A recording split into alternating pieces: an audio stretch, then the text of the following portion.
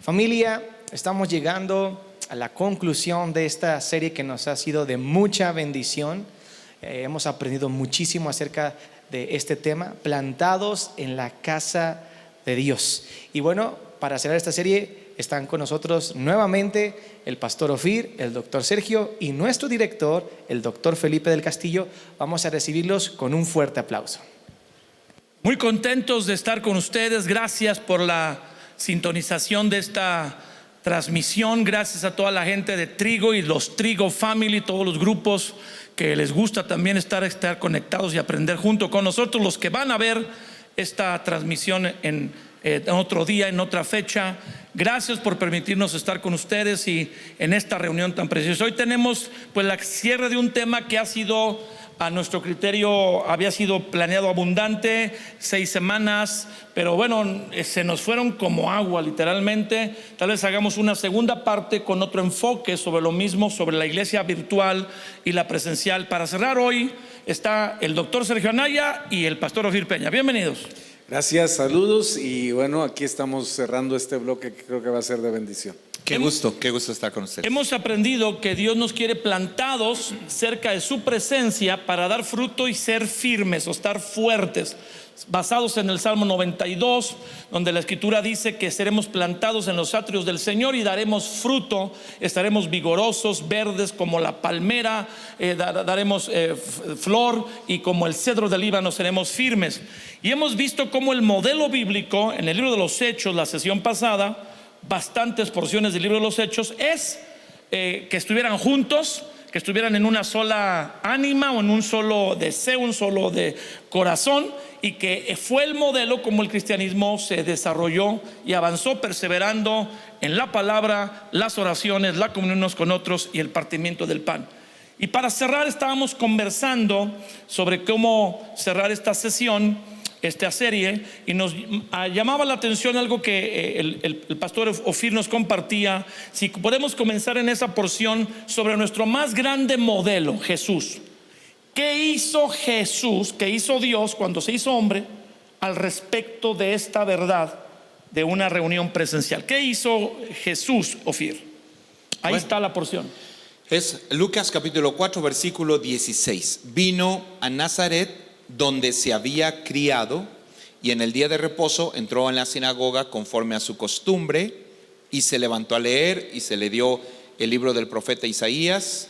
Lo abre, lo lee, y solo para llegar hacia la parte final, porque habla de todo lo que es su propósito, y luego le dice a todos, y enrollando el libro lo dio al ministro, y se sentó, y los ojos de todos en la sinagoga estaban fijos en él, y comenzó a decirles: hoy se ha cumplido esta escritura delante de vosotros. Bueno, suena relevante, lo platicábamos detrás de cámaras.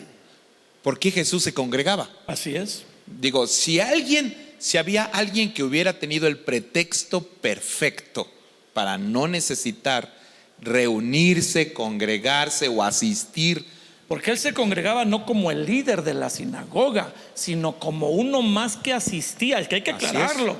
Conforme, dice, a su costumbre. No dice conforme a la costumbre. O sea, no fui por obligación, fui porque era mi ejercicio personal reunirme. Entonces, bueno, obviamente esta pregunta, ¿no? ¿Quién sabría? O sea, ya me imagino cualquiera de nosotros como predicadores que Jesús estuviera sentado en la primera silla, o escuchándonos, o entre la multitud oyéndonos, ¿no? O sea, te volverías loco. El único que vivió eso fue Juan el Bautista, porque Jesús se fue a congregar a su iglesia, ¿no? Por unos días antes de que se manifestara, y ahí, bueno, ya la historia cambió por completo. Pero bueno, el tema es: ¿por qué el que lo sabe todo? ¿Por qué el creador del universo? ¿Por qué Dios hecho carne? ¿Por qué Cristo, que es el verbo encarnado, tendría que necesitar congregarse? Para empezar, vemos ahí un asunto que es muy particular. Bueno, vemos muchas cosas. Uno de ellos es, dice la Biblia, se levantó a leer. Uno de los cumplimientos proféticos que era vital de Isaías requería que él se congregara. implicaba que se congregara. Sí, pero no se reunió solo ese día para cumplir el evento profético. Se reunía siempre cada día de reposo. Era su costumbre. ¿Por qué Jesús desarrolló el hábito de reunirse en una iglesia sabiendo más que todos?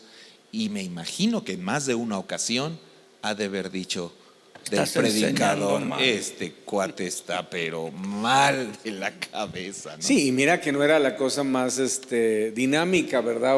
Además, No una había reunión en ese tiempo. ni acetatos para cantar. No, o sea, Olvídate yo creo que de- cualquiera de nosotros hubiéramos colapsado a los 5 minutos, 10 minutos, pero bueno, era lo que había en ese tiempo y obviamente Jesús yo lo veo básicamente muy similar a lo que hizo con Juan el Bautista, ¿no? O sea, darle legitimidad a una actividad, Sí. o a un ministerio. Porque la sinagoga no era parte del modelo de Moisés.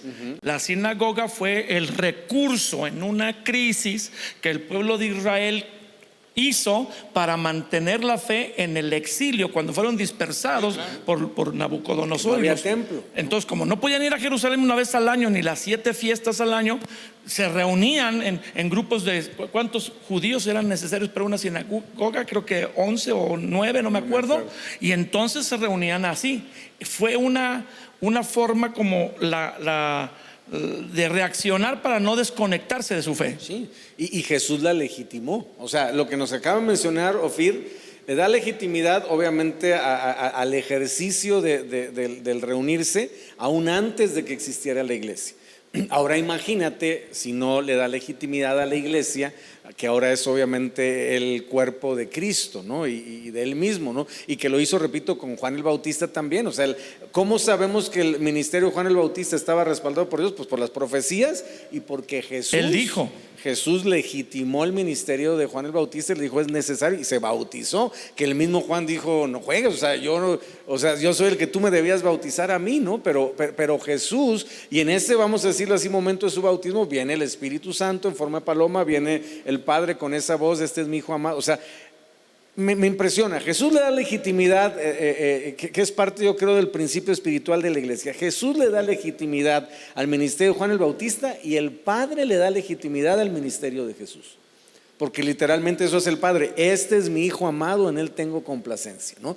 Pero fue después de un paso, vamos a decirlo así, de obediencia. Una actitud humilde. Una actitud humilde. Y bueno, comentábamos, y lo mencionaba Ofir o Felipe, no recuerdo, o sea, en esta ocasión que está registrado en la Biblia, Jesús pasó al frente, pero en muchas ocasiones estaba sentado como Y no hizo oyente, nada más que oír. ¿no? Y obviamente estaba ahí literalmente como un ejercicio semanal, vamos a decirlo así, que ya era parte de un hábito en su vida espiritual, y que si está registrado en la Biblia, o sea, si a Dios le interesara Impresionante. quitarlo, pues no estaría en la Biblia, pero la Biblia registra con ese detalle lo que representa la costumbre de Jesús de congregarse en la sinagoga cada semana. Yo creo que jamás en mi vida había yo examinado bajo esta óptica que Jesús se congregaba. Yo sabía que iba al templo, pues ahí está el que cuando estaba a los 12 años se quedó en el templo y la familia regresó después de una fiesta en Jerusalén, y al día, 2 días de camino no lo encuentran. Pero Jesús iba a la sinagoga pues todos los días de reposo. Y si añadimos, como decía Sergio, y que creo que vale la pena No ahondar en ello, necesitaba ir, uno. pero iba. Y 2, no tenían el nivel de producción, pero muy lejos de los niveles de producción de todo lo que nos gusta hacer y de lo que hay en la Nueva disfrutamos. Jerusalén, aunque ese es otro tema, Sí. hablando de producción, allá está la mera. Pero tiene mucho que ver con el ejercicio del honor. Creo que la vida corporativa es la que te enseña el honor. No Sí. puedes honrar a alguien si no puedes tratar a alguien. Es correcto. Y el honor es el aceite de la maquinaria del reino. Sí, señor. Entonces, cuando tú tienes a un Jesús sentado escuchando a un fariseo, con todo lo que el fariseo podría o no decir, y no lo ves parándose y decir: estás mal por Así esto, es, y así está", es. pero ves guardando un tema de honor, porque había su tiempo de corregir y de decir lo que tenía que ser dicho, y también de poner en su lugar lo que tenía que ser puesto en su lugar. Pero ¿no te hace pensar un poco que hoy es tan fácil que te pares en el mundo virtual, escuches esto y llegas: mi pastor está mal, porque yo oí esto. Qué deshonor, ¿verdad? Y entonces el punto o el tema es que Jesús no se congregó porque el predicador le gustaba. Bien, bien, muy bueno. No se congregó porque el predicador llenaba sus expectativas como Era la predicador. sinagoga con mejor piso y vitrales. De hecho, ni siquiera era el mismo predicador. Que esa es otra cosa que mencionamos. Eran muy ¿no? espontáneos. Y obviamente, además allá, pues la costumbre era que se sentaban 2 o 3 y la charla entre ellos era básicamente la predicación, como lo que estamos haciendo ahorita, ¿no? Era una forma muy de aquel tiempo de predicar. Pero me gusta ver a un Jesús que entiende su posición y su lugar. Y otra vez, creo que nos quedamos en la vez pasada. Si tú le preguntas a Jesús si hubiera sido fan de esas reuniones, no era fan, pero era miembro. ¿Cómo están las cosas? Ahora eres fan, pero no eres miembro. La iglesia virtual puede producir fans, no personas comprometidas que se niegan a sí mismos, que toman la cruz, que son parte del cuerpo de Cristo. Porque tú sabes, cuando aprieta el zapato, cuando hay un compromiso fuerte en una congregación, tú sabes quiénes son los que son miembros, los que son de la casa. Hay algunos que aún en las reuniones presenciales van porque les gusta. Alguno dijo: yo aquí siento muy buena vibra. Pues qué padre que la sientas, ¿no? Pero el chiste es que te encuentres con Dios, pero no son miembros comprometidos. Y creo que esta forma de iglesia moderna puede aumentar el número de gente no comprometida. Por supuesto. Y yo lo diría de otra forma. ¿Cuáles son, no sé, por lo menos desde mi perspectiva, las iglesias que más sufrieron, Ofir, Felipe, en esta pandemia? O sea, sufrieron en el sentido de perder del gente. vacío. O sufrieron en el sentido, obviamente, de que al regresar muchísima gente ya no regresó. Yo creo, ese es mi sentir, que las iglesias que funcionaban o tenían su reunión como un producto, como una franquicia, como algo que dependía más de un aspecto externo que de un aspecto interno, tecnológico, y que tenía más fans que miembros. Entonces, las iglesias que tenían miembros y que obviamente podrían ser grandes, pequeñas, medianas, del color que sea, creo que son las que menos sufrieron en resultado de. Pero los que tenían fans, porque en cualquier momento yo siempre he dicho: alguien tiene un circo mejor que el tuyo. Así. Y en ese sentido. Y luego llega un circo con 2 pistas y con elefantes y se van todos a Dios, ¿no? Pero ese es el resultado de los fans, ¿no? Y los que tenemos una carpita ya valimos. Y nada más caballos pintados de cebra. Bueno, yo creo que la versión bíblica de la palabra fan era cabrito. ¡Ay, padre! Sí, es cierto. Es verdad. Y separará las ovejas de los cabritos. Es que los cabritos están entre las ovejas, pero para nada dan lana. Y para nada son pastoreadas como. O sea, no compromiso. Compromiso. Separará a los fans de los miembros de la iglesia, ¿no? Sería el comparativo. La nueva versión de Ofir Peña. Bueno, no, lo dijo Pablo, miembros de la familia de Dios. Es correcto. Y el concepto membresía es un asunto que bien vale la pena por lo menos ponerlo bien en la mesa, porque también esos conceptos se van corrompiendo con el paso de los años y la forma en la que lo vemos. Pero membresía implicaba compromiso. Hoy membresía implica derechos. Porque ¿cierto? es una generación que reclama sus derechos, no una generación que reclama sus compromisos. Entonces es una generación más parecida al hijo pródigo, que tiende a alejarse de la casa y se da cuenta, y quizá tenga que ver con el tema, ¿no? Se aleja de la casa diciendo: bueno, no necesito estar en la casa de mi padre, desde acá puedo solucionar mis problemas. Hasta que, cayendo en sí, dice: volveré a la casa de mi padre. Creo que algunos quizá tengan que concluir con nosotros esta serie de: creo que tengo que regresar a la casa de mi papá, ¿no? Pero y cuando algo se estorbe, definitivamente te impida ir, que no vas a venir ni aquí tenemos 3 horarios, ni en la primera, ni en la segunda, ni en la tercera, pues conéctate. Gracias a Dios está eso, pero porque hiciste todo lo posible. Pero es porque no podías, no porque no querías, Es ¿no? correcto. Es la diferencia. Ahora, ¿qué hubiera pasado si el hijo hubiera dicho: padre, dame la parte de las responsabilidades que me corresponde, en vez de decir: No, dame la pues parte de los bienes que me corresponde? Para también darlas. Por supuesto. Entonces, es una generación. El problema de la ausencia de hábitos es que se cambian el tema de los conceptos. Y esto de ser miembro, yo voy a poner un ejemplo muy práctico. Mi esposa pagó una membresía de un club para hacer ejercicio. Cuando vino la pandemia, dijeron, cerraron los clubes. Gimnasios. Y ella me dijo, estoy esperando que abran el club porque me deben el derecho de ir. Cuando le dijeron que no podía ir, ella se desilusionó porque ella quería ir. Y estamos hablando de un club deportivo. Ejercicio. Claro, y obviamente, por eso digo que el concepto membresía es un asunto muy interesante, porque ella dice, es que yo pagué mi membresía. Ahora, pagué mi membresía, tengo el derecho de ir. Quiero ir y quiero disfrutar. Y entonces cuando volvieron a abrir le dijeron, pues le vamos a regalar 2 o 3 meses más para que usted pueda venir. Y eso pues más o menos la compensó, ¿no? Porque podía ir. ¿A dónde quiero llegar con eso?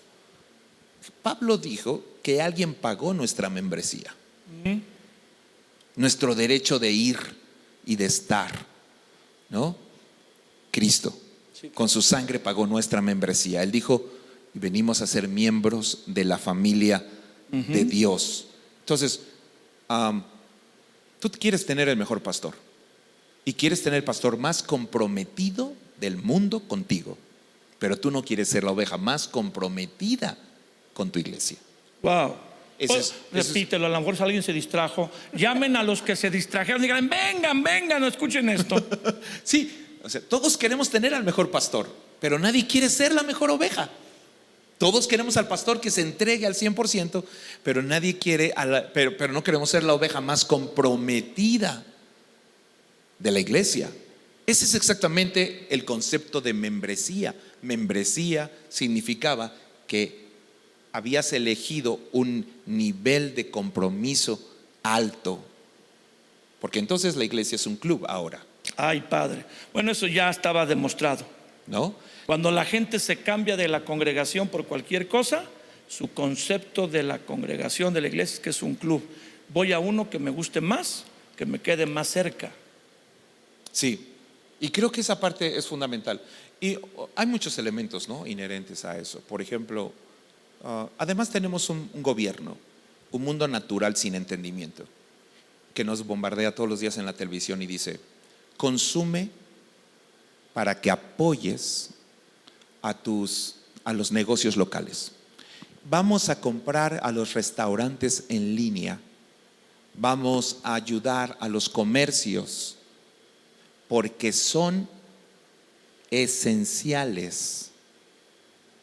Pero nunca dicen nada de la iglesia, porque para el gobierno y el mundo natural, la iglesia no es esencial. Un restaurante, sí, un bar, sí, un antro, ya soné a que no soy millennial, pero un antro, apóyenlos. Es más, déjenlos abrir por lo menos hasta cierta hora, pero la iglesia que no abra. Para un mundo natural, la iglesia no es esencial. Por eso nuestro pensamiento no puede ser el pensamiento de un gobierno natural nada más porque sí.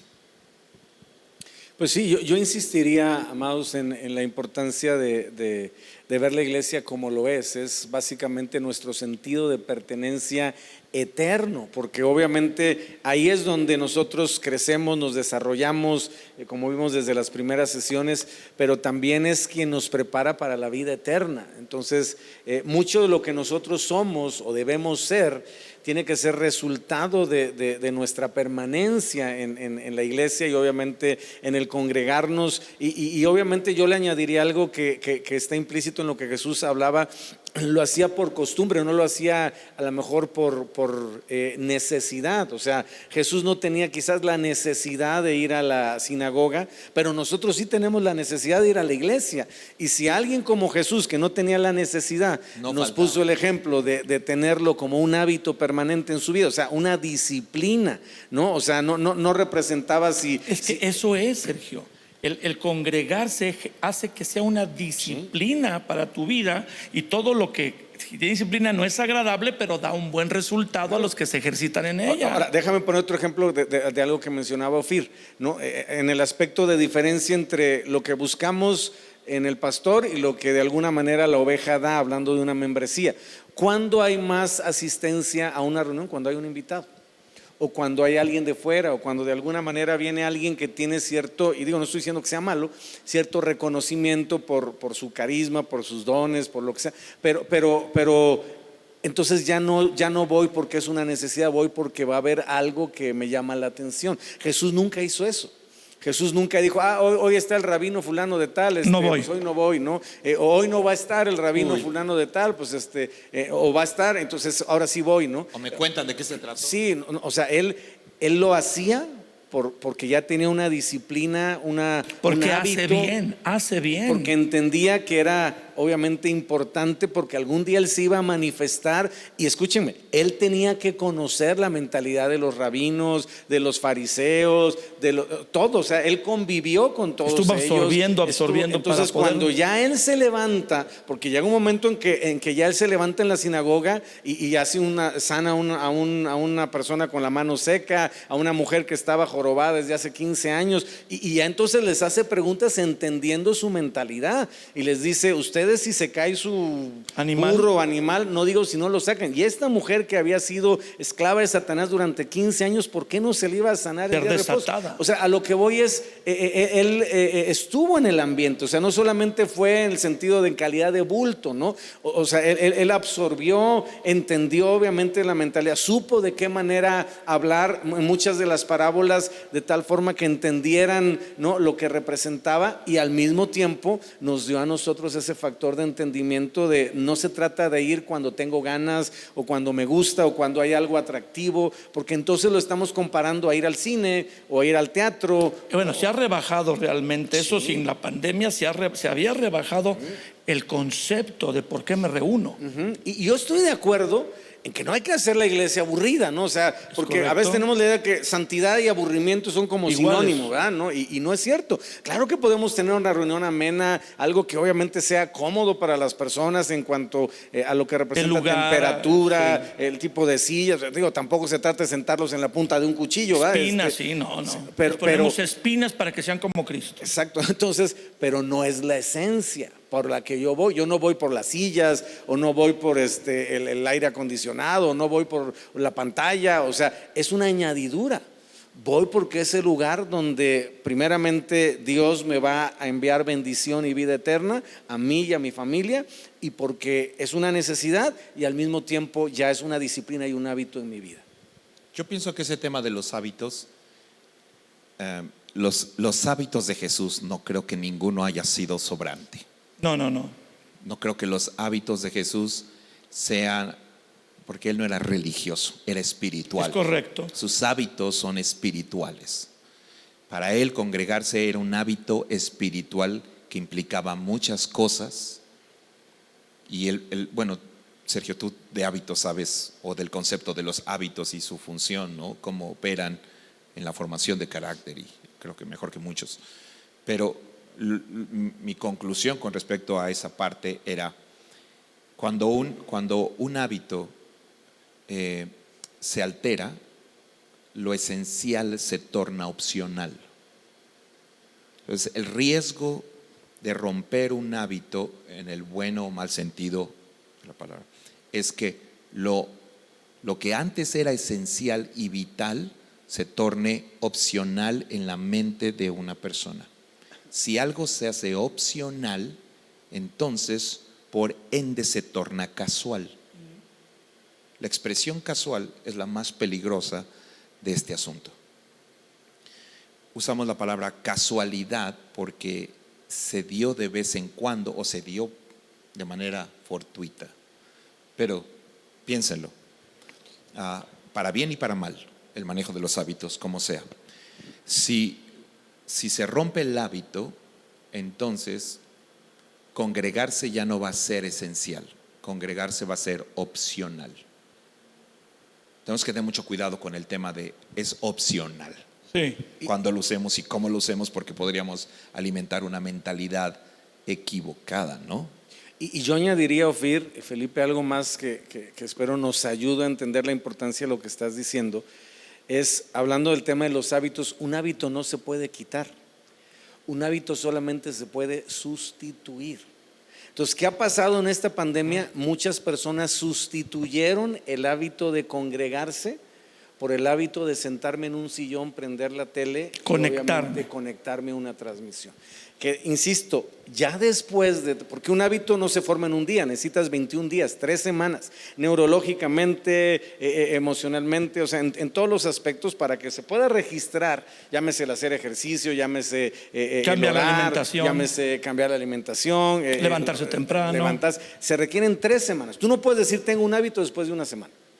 Tú puedes decir, adquirí una idea, un concepto o una actividad, pero para que sea un hábito necesitan pasar 21 días. Por eso es que muchas personas en las cuestiones de libros y todo te manejan 21 días de esto, 21 días de ayuno, 21 días de no sé cuánto, porque es el tiempo 21 leyes, el tiempo que se requiere para que una persona sustituya algo que estaba haciendo por algo nuevo. Entonces, si no tenemos cuidado, lo que decía Ofir es verdad.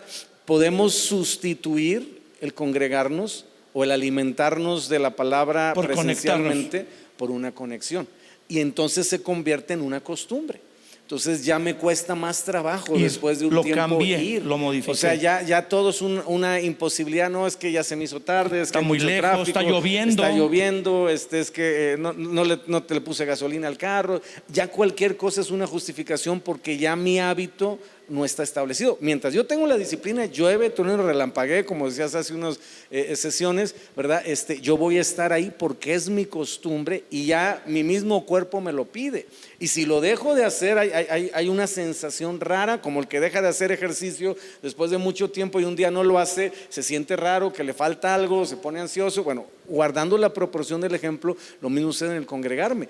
Ya perdí la costumbre porque sustituí el hábito por algo que fue más cómodo, más sencillo, más fácil, pero no igual de productivo y de fructífero.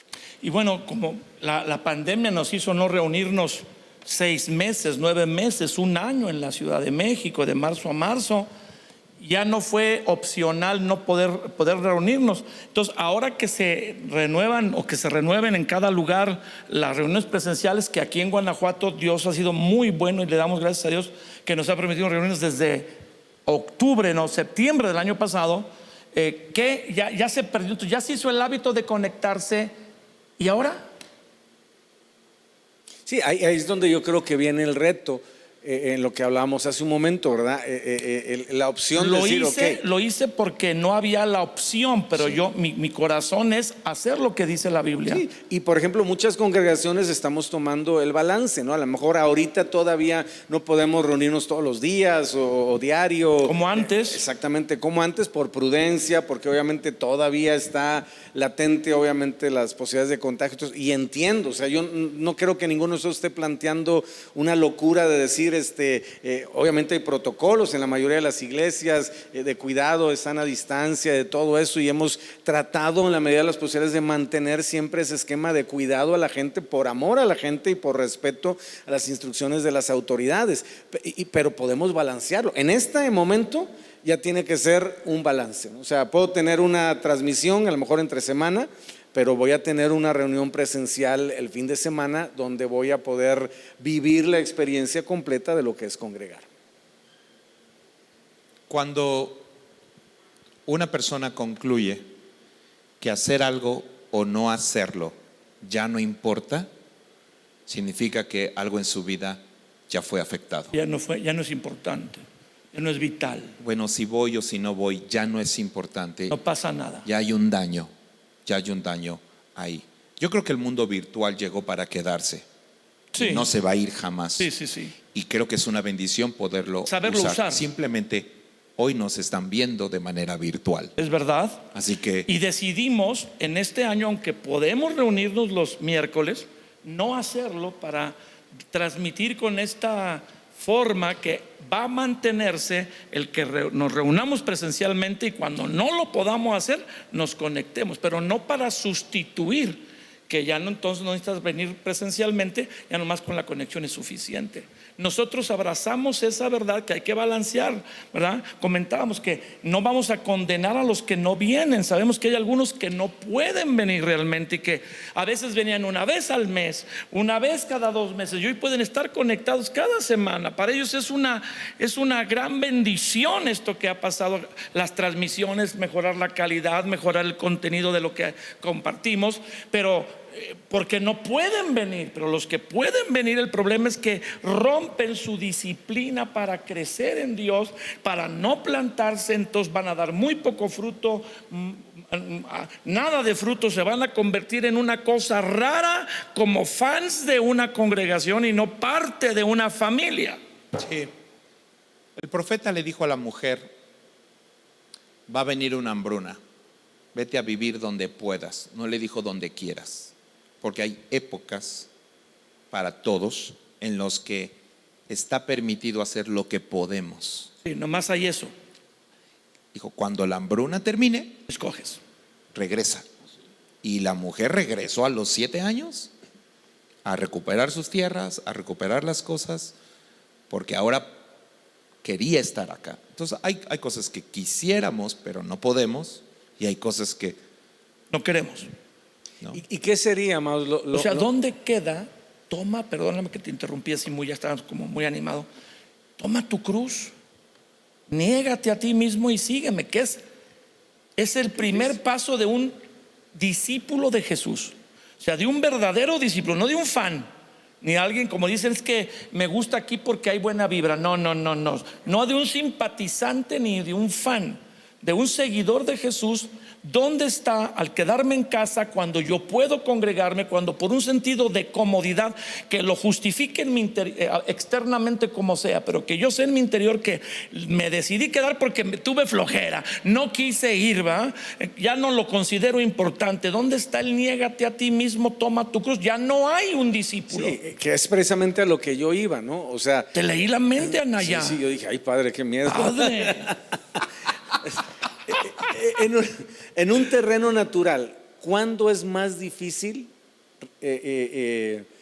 Por ejemplo, vamos a hablar del ejercicio. ¿Cuándo es más difícil comenzar a hacer ejercicio?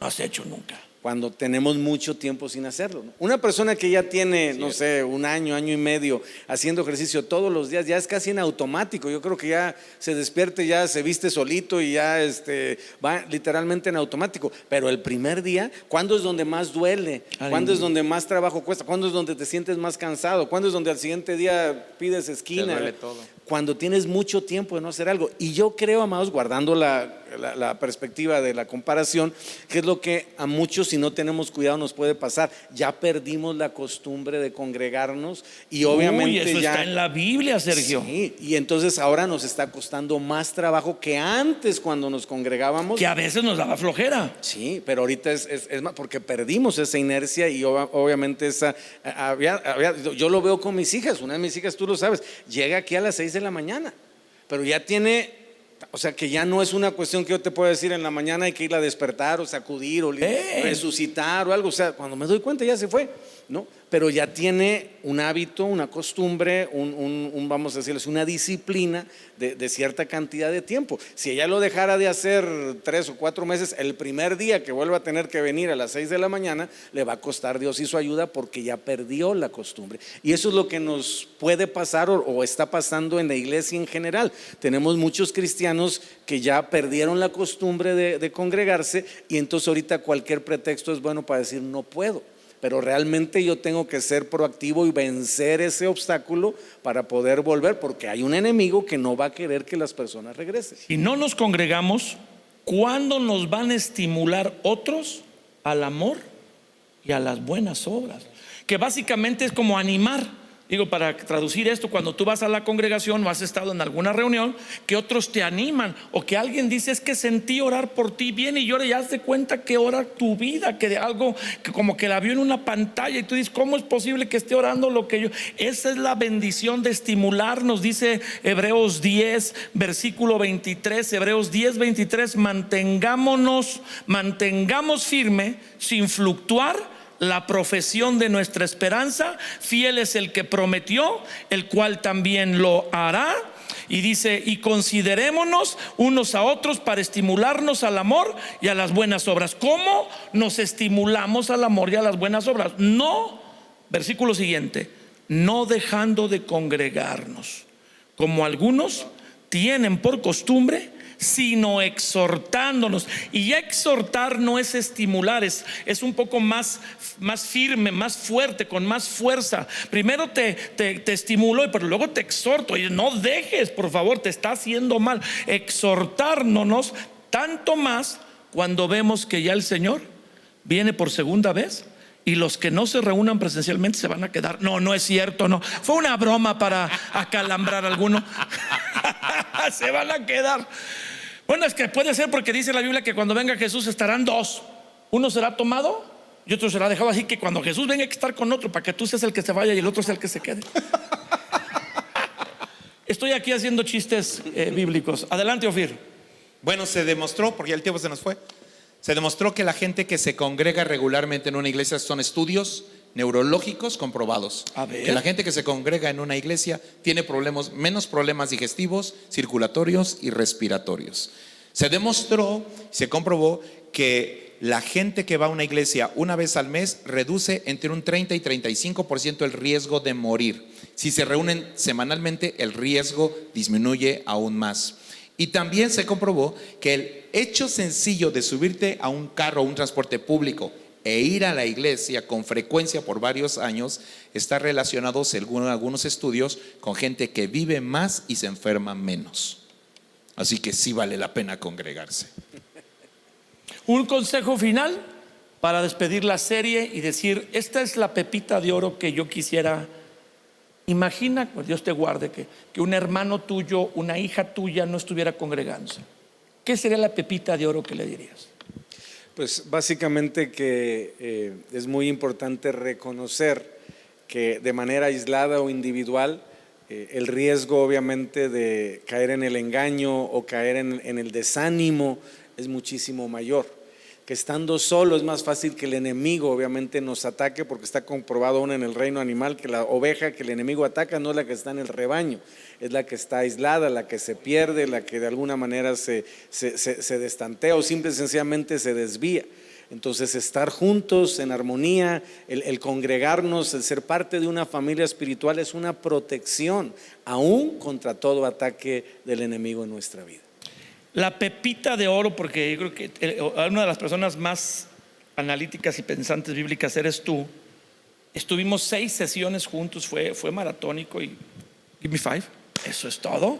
Un aplauso al Señor por el pastor Ofir. ¿Cuál es la pepita de oro? Una sola de las verdades que tú quisieras enfatizar sobre todo. Imagina una persona que tú amas mucho, que no se está reuniendo y está en peligro de adoptar la iglesia virtual como estilo de vida. Yo lo que puedo decir es que si una iglesia pierde lo esencial, va a dejar de ser esencial en la tierra. Ay, tú te fuiste muy arriba, al nivel de pastores, apóstoles, obispos y serafines. Es esencial, la iglesia es esencial, esa es mi conclusión. Congregarse es esencial. Y es esencial que usted se aparte de ella.